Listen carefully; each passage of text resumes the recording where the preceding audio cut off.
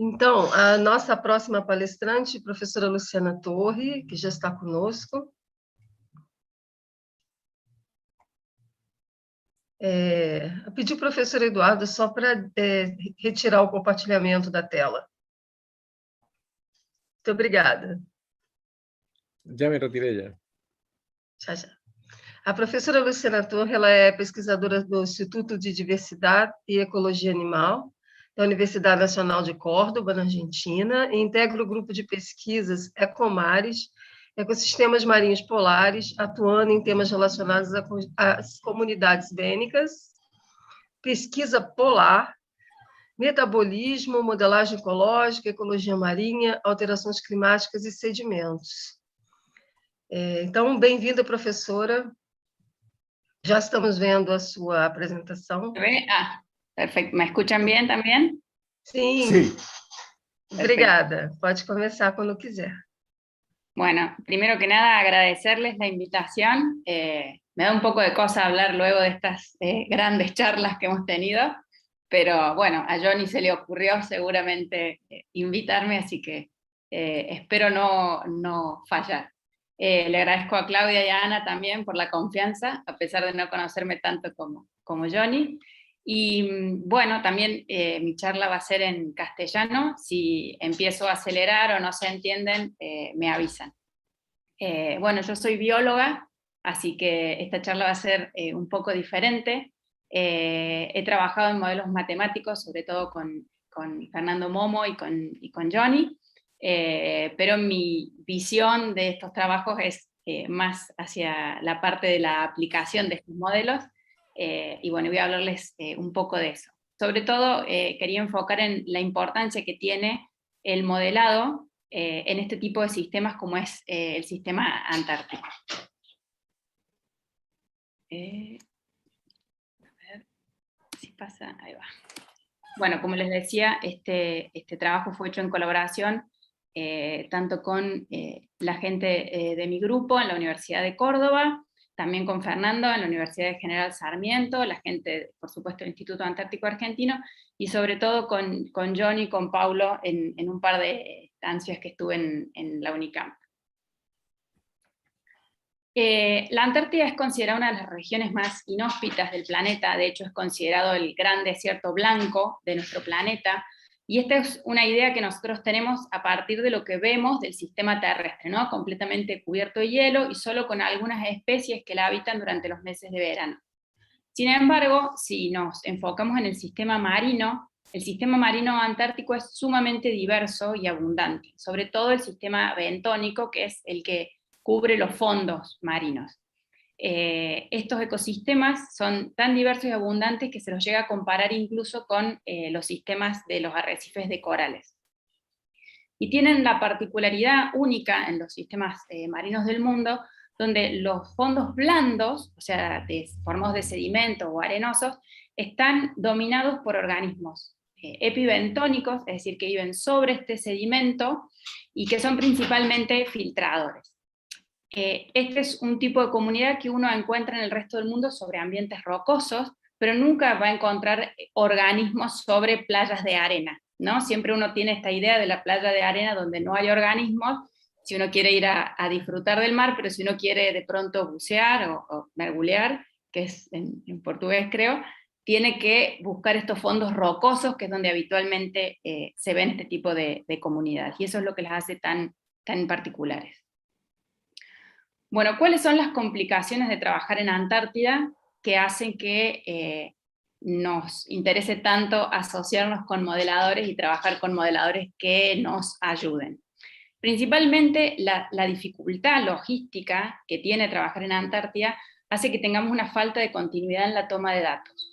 Generalmente se trabaja durante los meses de verano, sobre todo cuando el clima es bueno, es decir, cuando las condiciones, sobre todo para trabajos marítimos, las condiciones de viento son mínimas, y eso hace a los menos días, digamos, del año. Generalmente las condiciones climáticas son malas, y más de 6 meses se está en oscuridad y en invierno. Si bien hay algunas mediciones que se continúan durante el invierno, son muy pocos los datos que tenemos en esas condiciones. El trabajo en Antártida es de alto riesgo, aunque a veces uno se acostumbra a trabajar cuando es su lugar de trabajo, el buceo para bajar es muy riesgoso, así que los buceos están muy limitados por tiempo y profundidad, más que en otras áreas. Y bueno, el trabajar entre los hielos y demás hace que sea muy peligroso también muchas veces si uno se acerca a los glaciares, o se acerca a un gran iceberg o lo que sea, esos movimientos de hielo pueden ser también peligrosos para quienes están ahí. Todo eso hace que la toma de los datos y experimentos, además de estar disminuidos logísticamente por las dificultades de llegar al lugar, hace que esté muy limitado por lo que realmente podemos llegar a hacer en ese lugar. Y finalmente, y no menor, el estatus de protección del área y de la biota, que esto limita mucho qué experimentos podemos llegar a hacer o cuánto podemos manipular el ambiente y a los organismos. Que si bien en la Antártida están protegidos los grandes mamíferos, las aves y la pesca, y los invertebrados, que es con lo que nosotros trabajamos, no está bajo ninguna protección particular, igualmente, con esto que yo les comentaba de la importancia que tiene este sistema, desde un punto de vista ético, y es algo que los biólogos tenemos que empezar a profundizar más, el poder testear hipótesis y escenarios posibles primero con el modelado matemático nos disminuye mucho el trabajo y el impacto que podemos tener en el ambiente a la hora de experimentar. Así como en la otra sesión de charlas, el ingeniero agrónomo que estaba nos contaba cómo se disminuye el costo de la experimentación cuando uno ya conoce a través de los modelos o puede predecir cuáles son las hipótesis importantes a testear. También es importante en áreas naturales disminuir el impacto que podemos realizar. Bueno, lo que impulsó nuestro estudio es que estas comunidades, que aquí tienen una foto y aquí tienen un esquema de los organismos que la dominan, que son estas especies de ascidias, que son un grupo de invertebrados particulares, principalmente filtradores, y como ven acá que están sobre el sedimento, sufrió un cambio muy dramático en pocos años y pasó a transformarse en una comunidad dominada por individuos como bivalvos que viven dentro del sedimento, y estas plumas de mar, que son una especie de coral blando, que también son capaces de enterrarse y pasar gran parte de su vida dentro del sedimento. Y este cambio fue muy inesperado porque si bien la Antártida es un ambiente muy extremo, es un ambiente que en los últimos millones de años ha sido muy estable y por eso tiene esa gran diversidad.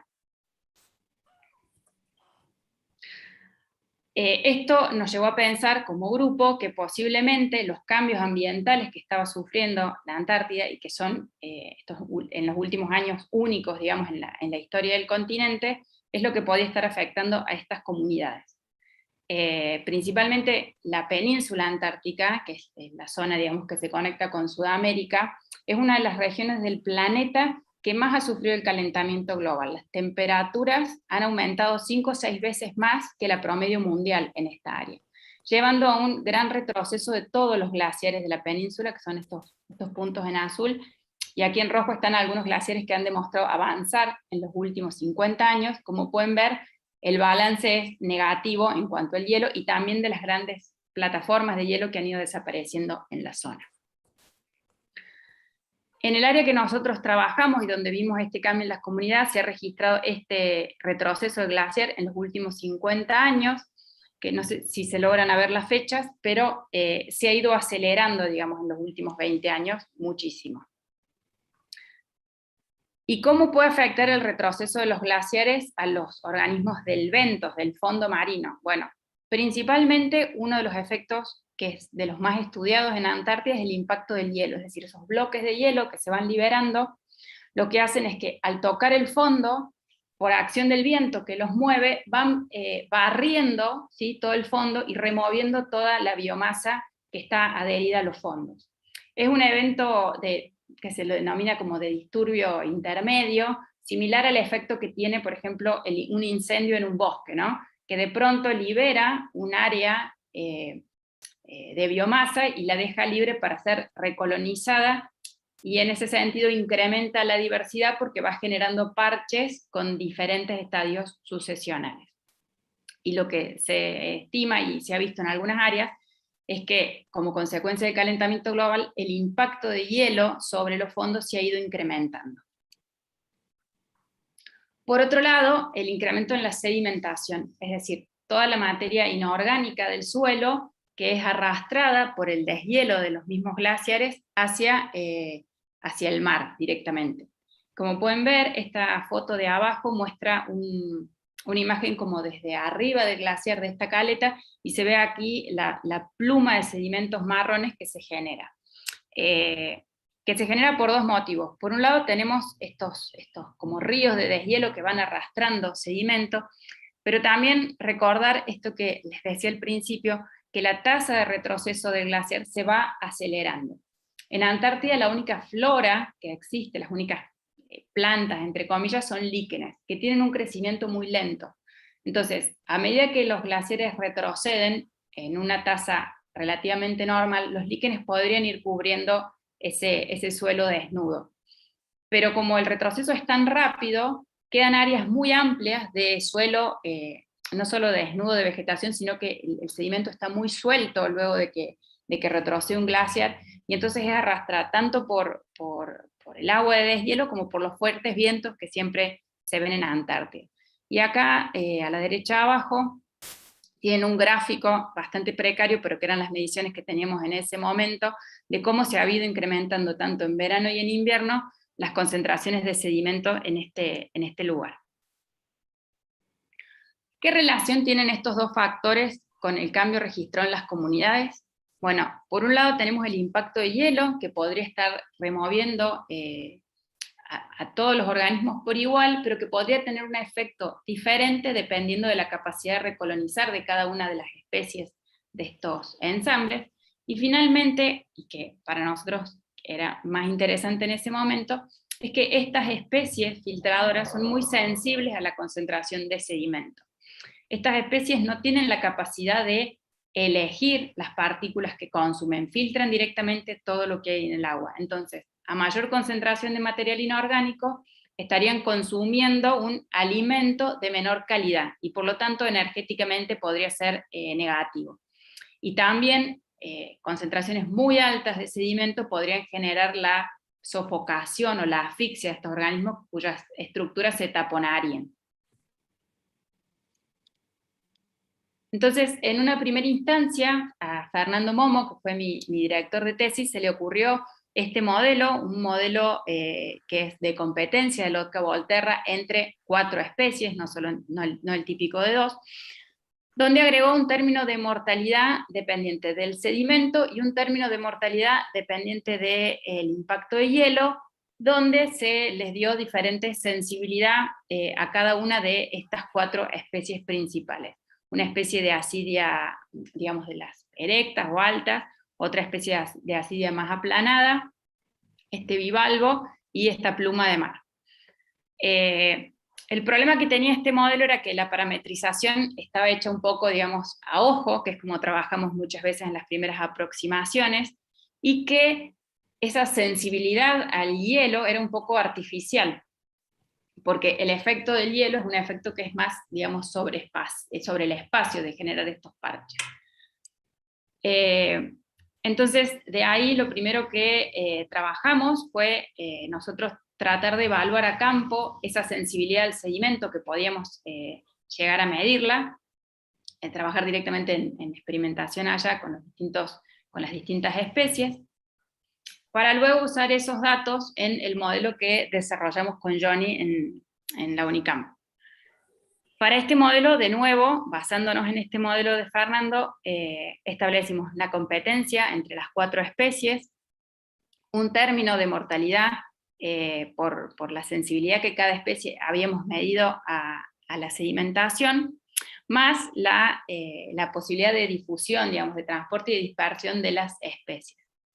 En este modelo en particular generamos una distribución del sedimento que se generaba a partir de puntos de fuentes puntuales, ¿no? que se correspondía a los puntos donde llegaban estos ríos de deshielo, y a los que sumábamos la fuerza, digamos, de los vientos predominantes en el área, y eso generaba que se formara una pluma justamente sobre la costa sur de la caleta, que es donde se forma predominantemente esta pluma de sedimento, y donde nosotros habíamos visto el el cambio de los ensambles.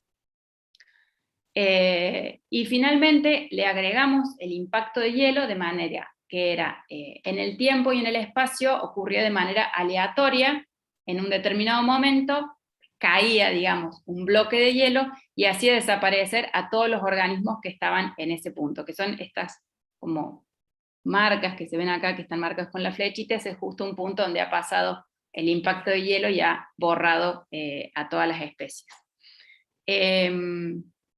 Y para que el impacto de hielo cumpliera con las características que tiene en el espacio, digamos, en la naturaleza, o hacerlo más realista, el hielo, si bien impacta de manera aleatoria, como la frecuencia de bloques más pequeños es mayor que la de bloques grandes, en profundidad el impacto de hielo va disminuyendo. Entonces establecimos esta área, que es como una especie de triángulo, que es más amplio en la costa y va disminuyendo con la distancia de la costa, o sea, con la profundidad, de posible impacto del hielo.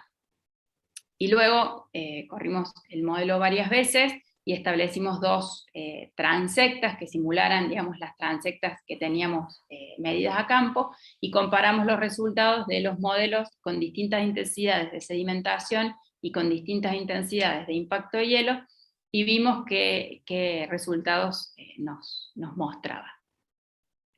Bueno, este es todo el trabajo de la parametrización, que en esto fue lo que yo más trabajé, y el método de resolución, que lo trabajaron ahí Paulo y Johnny un montón, que se utiliza una discretización espacial con el método de diferencias finitas, y temporalmente con el método de Craig-Nicholson, que cualquier duda al respecto seguro Johnny la puede explicar mejor que yo. Y bueno, y acá les muestro un poco la representación gráfica, que es, nosotros tomamos este sector, que es el sector que ven acá graficado. Este es el gráfico de la pluma de sedimento, cómo se formaba. Este es el gráfico de distribución de las especies. En ambos casos, y vamos a ver en los gráficos que siguen, el valor mínimo está en azul, el máximo en rojo, y cada gráfico se autoescala, así que a veces los colores no son comparables entre gráficos. Bien. Lo primero que les voy a mostrar, o que para mí fue sumamente interesante desde el punto de vista biológico, es que tanto el impacto de hielo sobre el sistema generó que el patrón de distribución entre las especies fuera equitativo, o fuera igual. ¿A qué me refiero con esto? En los sistemas bentónicos antárticos, el hielo es considerado el principal factor estructurador, es decir, el hielo determina qué especies dominan a cada profundidad. Esto está teorizado, pero no está probado. Pero en biología, que no es una ciencia exacta, pero trabaja con muchas ciencias exactas, nos pasa que algún concepto queda, nos gusta, y aunque no esté realmente probado, lo tomamos como cierto. Y muchas veces es difícil ir en contra de conceptos que están tan afianzados. Lo que sí vimos nosotros, o sea, lo que nosotros vemos es que la distribución espacial no cambia por efecto del hielo entre especies, pero sí por efecto del sedimento. Es decir, si ustedes ven acá esta especie, la abundancia de esta especie aumenta junto con la profundidad, si la vemos en este sentido. Y en estas dos es inversa, a menor profundidad tenemos mayor abundancia, y luego esa abundancia va disminuyendo. Y aquí una especie que está como en un intermedio entre estas dos.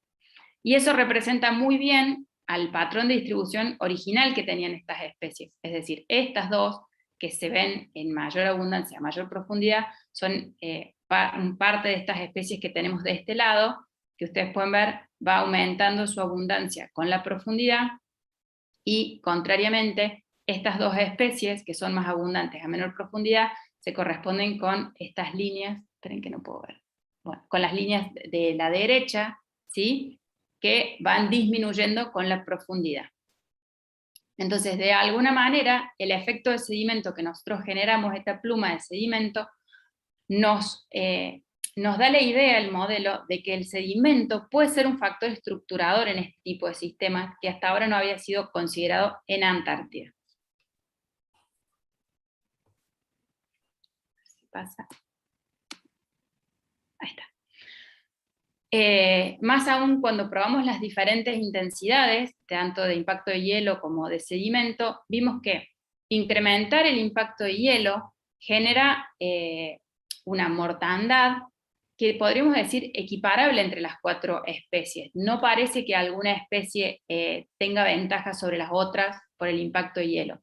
Si bien suponemos que, o el efecto se ve más suavizado en las especies de la derecha porque tienen, al menos a los fines del modelo, una dispersión mayor, y entonces es como que vuelven a colonizar más rápido, no hay diferencia en el patrón de distribución entre las 4 especies entre sí, es decir, no generan esta diferencia.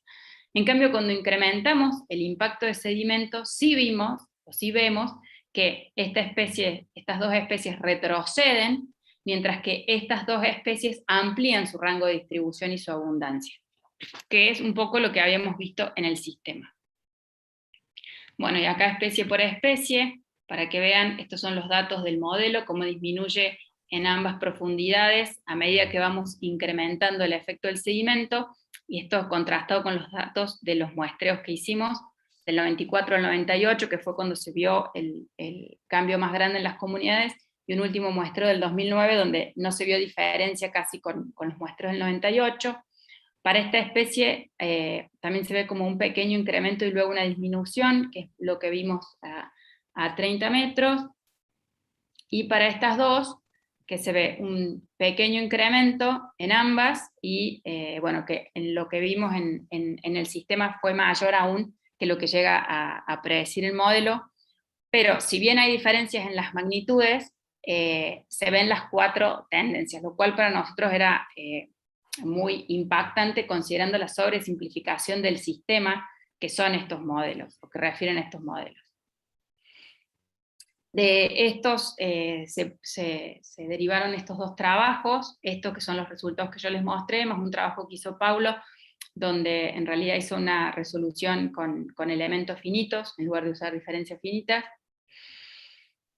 Y estoy hablando muy rápido, perdón. Para avanzar, digamos, y contarles en qué estamos trabajando ahora, yo les mostraba al principio que teníamos este gráfico, esta idea de que el sedimento se había ido incrementando.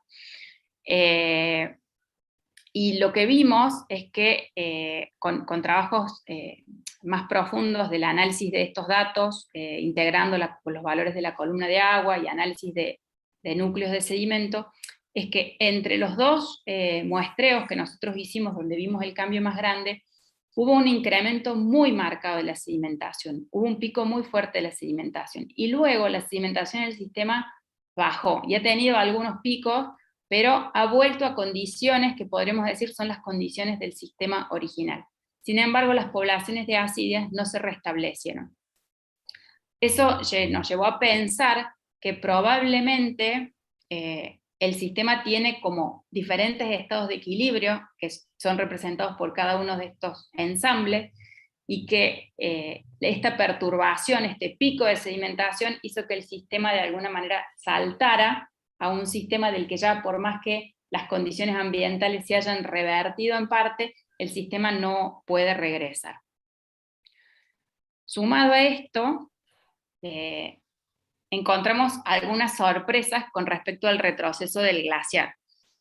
Toda esta zona nueva, libre de hielo, que creíamos vacía y lista para ser colonizada, cuando pudimos acceder a analizarla, porque uno no puede trabajar tan cerca del glaciar, entonces tuvimos que esperar como 5 años para poder ir a bucear a esta zona, nos encontramos con una isla que estaba justo aquí en medio, digamos, casi al lado del glaciar.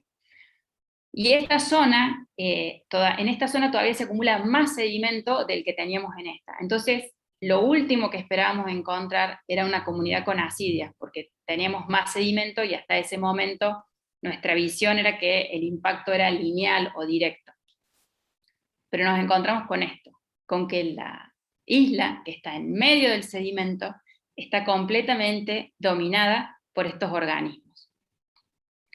Y bueno, eso nos llevó a preguntarnos, o por lo menos a mí, cómo podíamos explicar esto y tratar de evaluar un poco más fina la energética de los organismos con las concentraciones de sedimento que sabíamos que había en el ambiente. Bueno, primero establecer si realmente esa pluma de sedimento superficial, porque mucha de la información que teníamos era sobre el sedimento superficial y esa pluma que se formaba, pero muchas de esas partículas simplemente se deslizan por la capa superior del agua y salen y no llegan al fondo, que es donde están los organismos. Entonces, fue ir y tomar los individuos de distintas zonas de la caleta, de las zonas más afectadas y zonas menos afectadas, y evaluar los contenidos estomacales, ver si realmente tenían más sedimento en sus estómagos, cómo era su nivel energético, bueno, y otra serie de parámetros, y establecimos una relación de energética, ¿sí?, entre la concentración de partículas ambientales orgánicas e inorgánicas y la energética de estos individuos. Y determinamos estos puntos como de inflexión o límite, donde el balance energético pasaba de ser positivo a negativo. Y contrastamos eso con los valores que teníamos de sedimentación en el ambiente. No los quiero aburrir mucho con esto, pero lo que vimos es que, salvo por este gran pico de sedimentación que les habíamos mostrado antes, donde los valores se hacen fuertemente negativos, ¿sí?, si nosotros vemos o evaluamos en función de la concentración de sedimento el balance energético de los individuos, vemos que generalmente es más positivo que negativo. Y sin embargo, las comunidades no se restablecieron. Y en las áreas nuevas, a pesar de que la concentración actualmente es más alta que en las áreas más antiguas, igualmente el balance es positivo, es decir, que a pesar de que hay mucho sedimento, la concentración aún permite que estos organismos habiten y dominen esa zona. Esto es como que refuerza la idea de que ese pico de sedimentación generó un salto en el sistema y que ahora, por más que se revirtieron las condiciones ambientales, eso no puede regresar.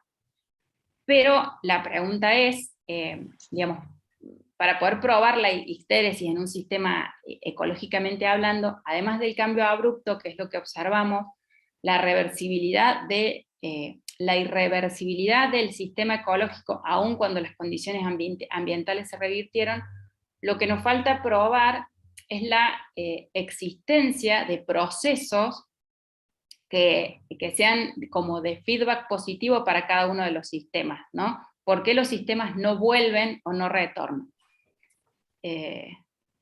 Así que bueno, eso es un poco la teoría, y lo que nosotros pensamos que influye en este caso es que las áreas nuevas no tuvieron esa perturbación fuerte, y por eso las arcillas han podido asentarse y dominar en esta área, con un sistema similar al que tenían las áreas antiguas antes de ser perturbadas.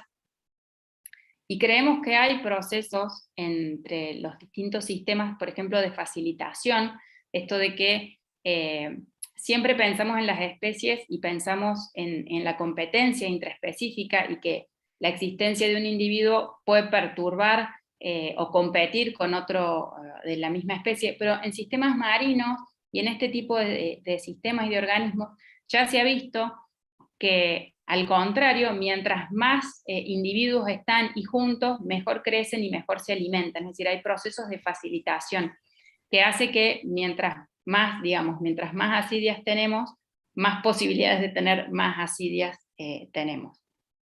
Y que probablemente, cuando el sistema es dominado por plumas y por bivalvos y por otros organismos que viven en el sedimento y de alguna manera lo están perturbando y moviendo, eso hace que luego este sedimento sea menos estable, y entonces a este tipo de organismos que vive fijado sobre el sedimento les sea más difícil asentarse y volver a crecer en esas áreas. Entonces, quizás sería interesante modelar este tipo de dinámicas y ver qué pasa. Bueno, muchísimas gracias.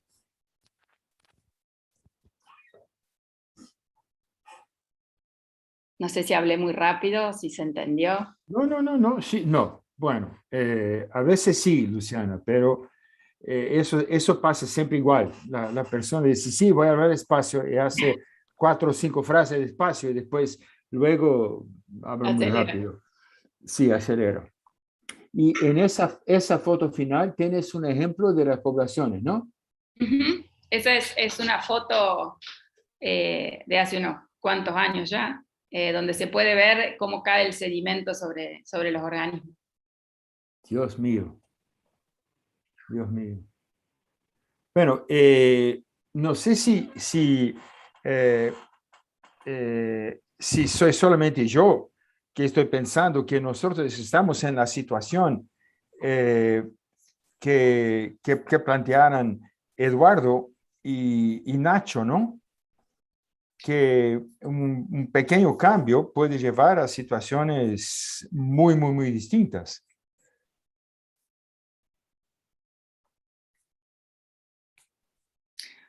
Sí, sí, sí.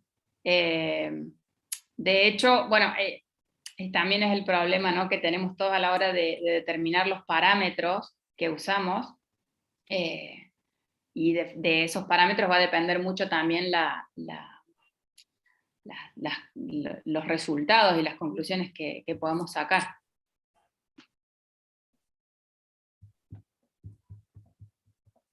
Sí, en realidad a nosotros nos da ganas de hacer el modelaje. Mira, llegó una pregunta de Claudia. Ella está curiosa en relación a los elementos finitos. Ah. Ella quiere saber cómo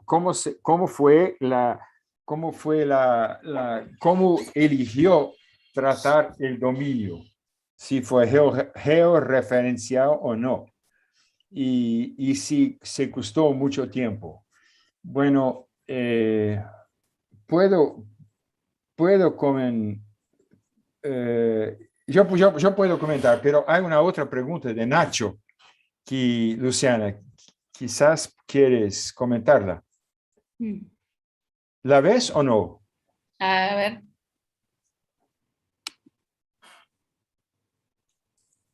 Más que pregunta, es un comentario. Me da la impresión que histéresis es un mecanismo más plausible al caos, porque aquí no veo mecanismos que pudieran generar el caos. Pero Luciana tal vez piensa distinto. Sí, nosotros creemos que estamos frente a un proceso de histéresis. Lo que pasa que en ecología hay muchos procesos de histéresis planteados, pero muy pocos probados, y cuando uno lo quiere probar para un sistema natural o proponerlo, como lo que está ocurriendo aquí es un proceso de histéresis, en general no es muy bien tomado por los ecólogos.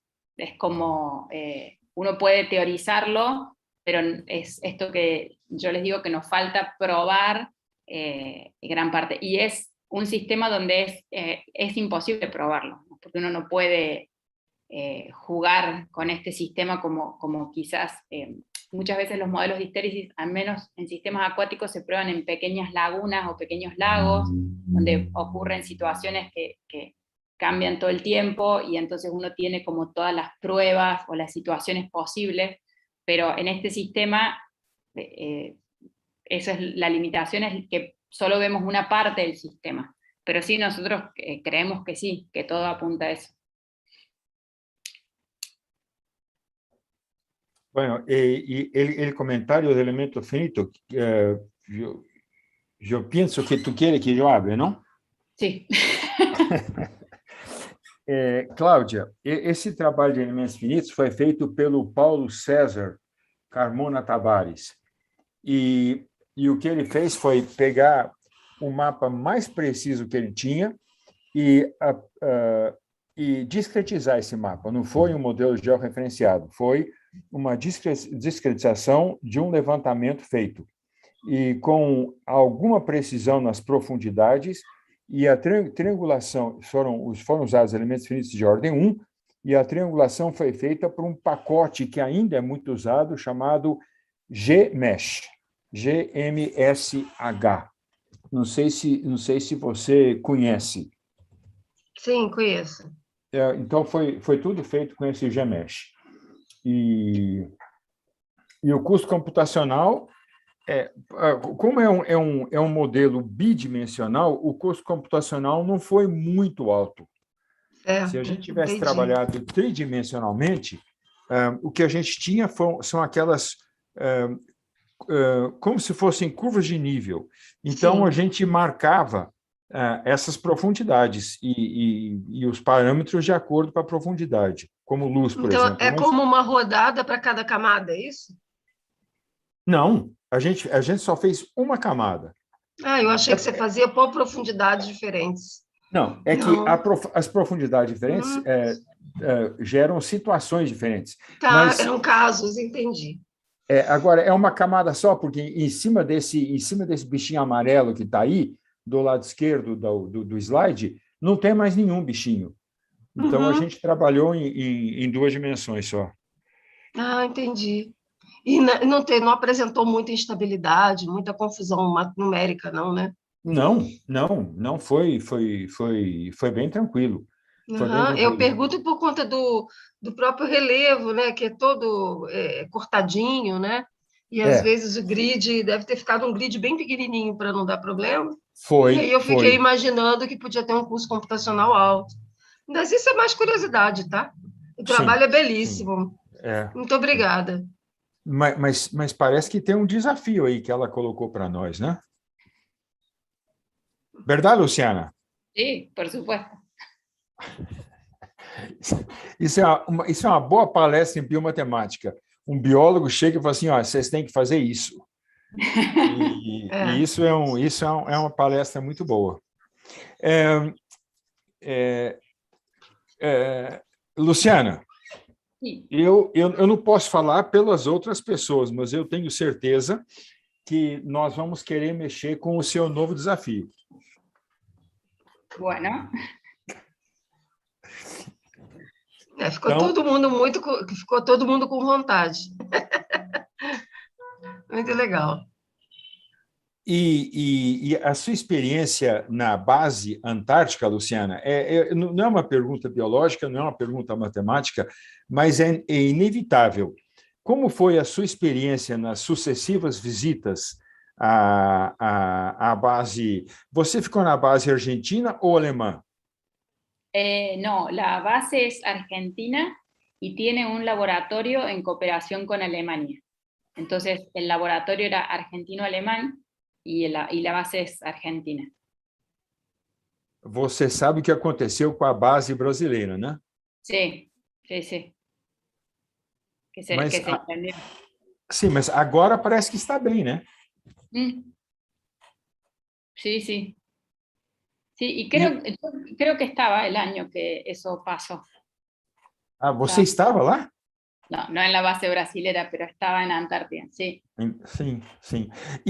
E você mesma faz o mergulho? É decir, ¿tú buceas? No, en Antártida no. Es un problema, porque nosotros tenemos para el trabajo buzos que son militares. La base, la logística la hace la parte militar, y el buceo lo hacen militares. Y pueden los científicos bucear, pero necesitamos una habilitación que es cuasi militar, que lleva mucho trabajo, no tanto de estudio, pero los exámenes son militares, como que te tiran al Río de la Plata a nadar, cosas por el estilo. Entonces, algunos del grupo han hecho el curso y bucean, y bueno, es muy bueno cuando tenemos buzos científicos, y cuando trabajamos con los buzos militares es más complicado el trabajo. Eso no lo puse entre las dificultades, pero suele ser una dificultad. Explicarle a una persona que no trabaja en ciencia que es un muestreo randomizado, que no tome todo, que solo busquen lo que uno quiere, es una complicación más, pero uno se va acostumbrando a las complicaciones.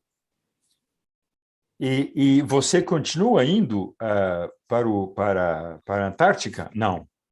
No. Não? No, no, Escuta. yo fui unas 5 veces entre el Vixe, doctorado Maria. y el postdoctorado, y no, ahora tengo un niño pequeño, así que no, me Muito quedo bom, en casa. muito bom. Y además, en estos 2 últimos años de pandemia ha sido un horror el viaje, porque hay que ir y quedarse en una base militar en Buenos Aires, 15 días encerrado, del verano, 40 grados, para luego viajar y hacer otra cuarentena más allá, y bueno. Vixe, Maria. É o sacrifício da ciência.